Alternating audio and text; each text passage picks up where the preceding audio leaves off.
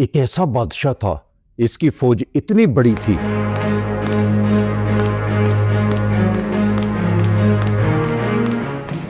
کہ جب وہ نکلتا تو زمین کانپ اٹھتی، شہر اس کے سائے میں چھپ جاتا۔ اس کا غرور فرعون سے زیادہ تھا اور اس کا خزانہ قارون سے بڑھ کر تھا۔ وہ خود کو زمین کا سب سے طاقتور انسان سمجھتا تھا۔ وہ یمن کی عظیم سلطنت امیہ کا حکمران تھا اور اس کے لقب کو تبا کہا جاتا تھا۔ اس کی فوج میں ہاتھی، گھوڑے، تیر انداز اور ہزاروں سپاہی شامل تھے۔ ایک ایسا لشکر تھا جو پہلے کبھی عرب نے نہ دیکھا تھا۔ اس کا اعلان تھا، جو کوئی اس کی حدود میں آئے گا یا تو اس کا تابع ہوگا یا مٹی میں ملا دیا جائے گا۔ فتوحات کرتا ہوا اس کا لشکر ایک خاموش وادی تک پہنچا جسے یثرب کہا جاتا تھا، جو آج کا مدینہ ہے۔ وہاں کھجوروں کے باغ تھے، چند قبائل آباد تھے اور فضا میں عجیب سا سکون تھا۔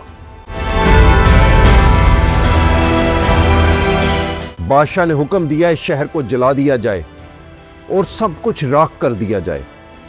اس رات اس کے خواب میں ایک نورانی شخصیت ظاہر ہوئی جس نے کہا، اس سرزمین کو چھوڑ دو۔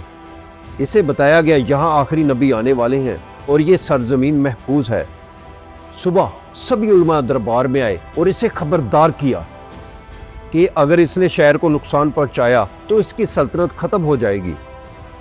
یہ سن کر اس کے دل پر لرزہ طاری ہو گیا۔ وہ پہلی بار اپنے سے علاوہ کوئی ایسی طاقت کو محسوس کر رہا تھا جو اس کے دل کو ڈگمگا رہی تھی۔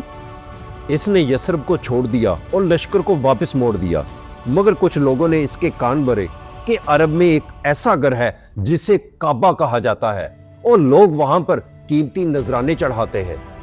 انہوں نے کہا اگر یہ گرا دیا جائے تو پورا عرب جھک جائے گا۔ بادشاہ نے ارادہ کیا لشکر کو مکہ کی طرف موڑو۔ جیسے ہی وہ حدود میں داخل ہوا، بادشاہ اچانک شدید بیمار ہو گیا۔ اس کی حالت بگڑ گئی۔ طبیب اور علاج سب ناکام ہو گئے، کوئی دوا اثر نہ کر سکی۔ علماء نے پوچھا آخر تمہارے دل میں تھا کیا؟ اس نے اعتراف کیا کہ وہ کعبہ کو گرانا چاہتا ہے۔ علماء نے کہا یہ اللہ تعالیٰ کا گھر ہے اور اس کا محافظ خود رب العالمین ہے۔ انہوں نے اسے فوراً توبہ کرنے کا مشورہ دیا۔ روایات میں آتا ہے جیسے ہی اس نے توبہ کی نیت کی تو اس کے جسم سے بیماری ختم ہو گئی۔ وہ کعبہ میں داخل ہوا لیکن ایک بادشاہ کی حیثیت سے نہیں، ایک عاجز بندے کی طرح۔ اس کی آنکھوں سے آنسو بہہ رہے تھے، وہ اپنی غلطی کا اعتراف کر رہا تھا۔ اس نے اپنے غرور کو چھوڑ دیا اور اللہ کے سامنے جھک گیا۔ اس نے یمن سے بہترین کپڑا منگوایا اور خانہ کعبہ کا غلاف چڑھایا۔ کہا جاتا ہے کہ اس نے آخری نبی حضرت محمد صلی اللہ علیہ وآلہ وسلم کے نام خط لکھا اور ایمان کی گواہی دی، مگر اس کی قوم بددستور بتوں اور آگ کی پوجا کرتی رہی۔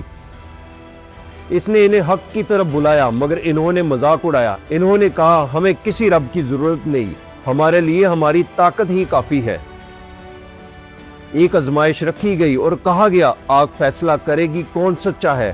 روایات میں آیا کہ آگ نکلی، باطن کو جلا کر راکھ کر دیا جبکہ اہل آگ محفوظ رہے۔